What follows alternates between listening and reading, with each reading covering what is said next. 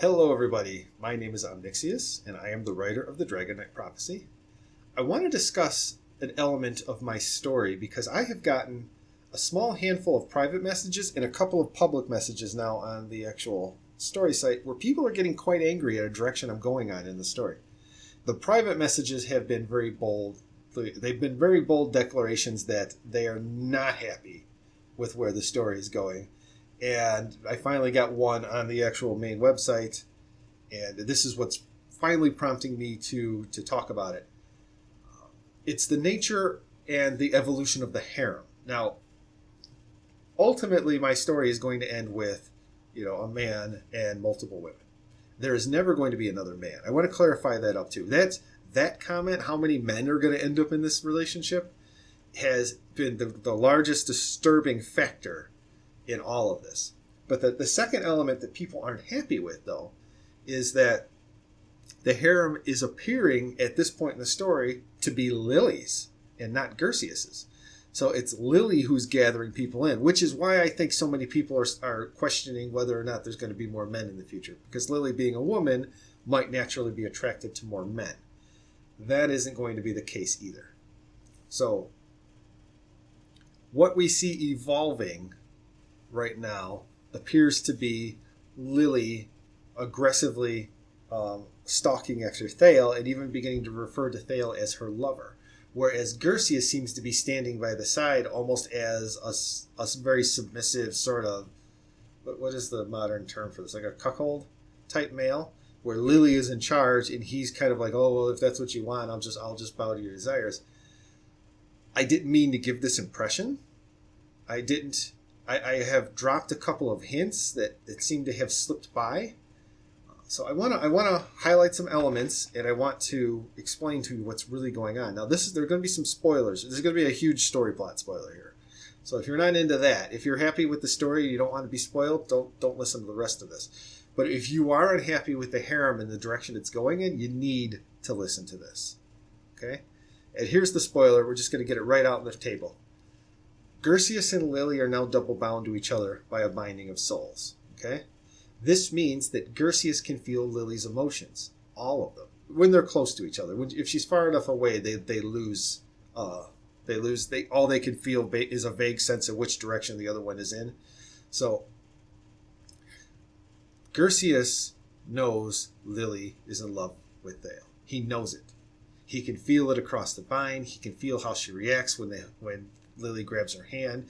He can hear her. He can literally see and hear her thoughts in his own head when Lily's thinking about Thale. So he knows exactly how Lily feels about Thale. There's no secret between them. What the reader doesn't understand is Gersius feels the same way about Thale. Gersius sees Thale as almost a saint. Thale rescued him from Whiteford. Thale carried them to safety in Eastgate. Thale, made sure they had shelter, had food. Thale was the reason why he has an armor and weapons again. Thale is the one who ran after Lily when Lily tried to leave on the road and brought Lily back, and then worked tirelessly to heal this wound that was occurring between them, and then set them up for the whole situation on the cliff garden where they ended up bound to each other. Gersius has nothing but love and admiration for Thale because Thale did all this for him. So he does have a heart for Thale. He has a very strong heart for Thale. The problem is he approached Thale once already and she rejected him. If you remember, he asked Thale, he kind of in a roundabout way asked Thale if she would consider going east with him and sharing the travel down the road and hopefully building a relationship. Then he even went so far to be a little bolder to insinuate that a priestess of Illustra would make a good farmer's wife, just after telling her that he wanted to be a farmer. So this was me kind of alluding to the reader, the very early allusions that Gersius has emotions for Thale. So what's going on here? So, what is going on? Why is Lily so aggressively stalking Thale and Gersius is just passively watching it go on? He's not passively watching it go on. Lily and Gersius are double bound. They have a form of telepathy. They can read each other's thoughts. Gersius and Lily are silently having a conversation this whole time that I haven't told you about yet. Gersius is literally coaching Lily on how to snare Thale and bring her into the relationship.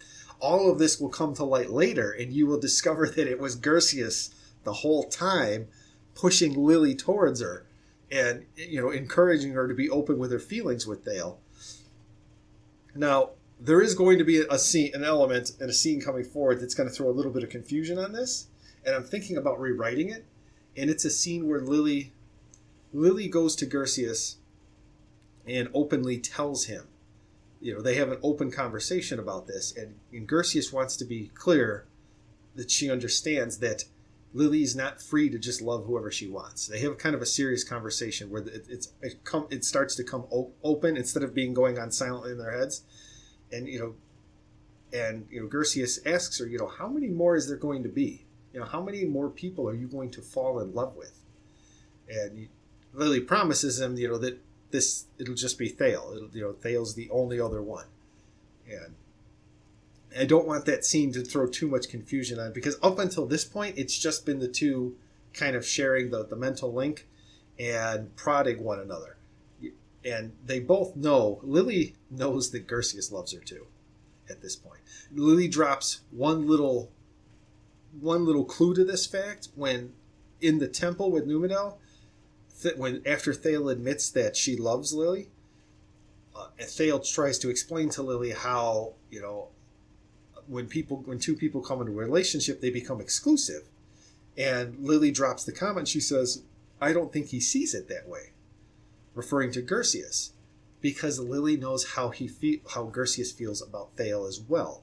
It's just, what I'm doing is I'm trying to build a very clever misdirect and make the reader believe that Lily is leading the charge and not Gersius at this point. When what's going to come to the surface later, when Gersius ends up having to come clean and explain it, is that Gersius has been driving this whole thing from the beginning. He's simply been using Lily, because Lily has such an open and pure love, he's simply been using Lily as the bait. And Lily's perfectly fine with it because he's told her that's what he's doing. You will discover that Lily and Gersius are completely open with it. They can't keep a secret from each other, and they can't really manipulate one another. But he can manipulate Thale. He can work to bring her in. And he has figured out at this point in the story that Thale might prefer women over men, which is why instead of him being more open with Thale, he's using Lily first, because Thale seems to be responding to Lily. So I hope that clears this up. Gersius is the one in the driver's seat. He's the one who's bringing all of this about, but he's using Lily to do it. And because they're doing it secretly, and I wanted to make it kind of a cool reveal later in the story, it's creating the illusion right now that Lily is the one who's in charge. Lily is the one who's bringing all this about. So anyway, I hope that clears this up. I hope that makes the story more palatable for those of you who are very strongly against it being Lily's harem. And I will catch you in the next recording. Thank you.